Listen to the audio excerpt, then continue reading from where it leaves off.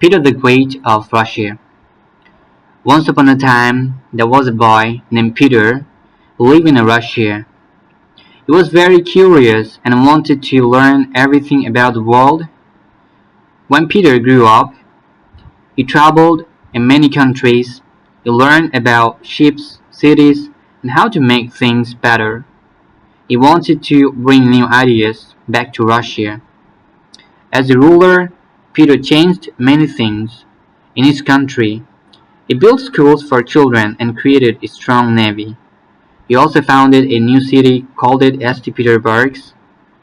People remember Peter the Great as a strong and wise leader. He worked hard to make Russia and a better place for everyone. This is really awesome story. I hope this audio is going to help you to improve your listening. Best wishes for you.